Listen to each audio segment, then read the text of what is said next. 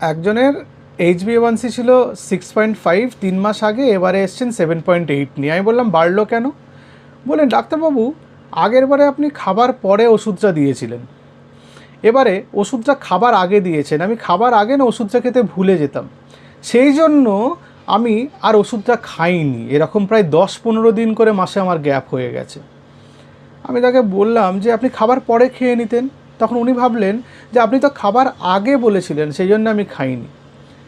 আমি আপনাদের বলে দিই যে কখনও যদি আপনারা ওষুধটা খাবার আগের ওষুধ আপনি খেতে ভুলে যান, খাবার পরে খেয়ে নেবেন।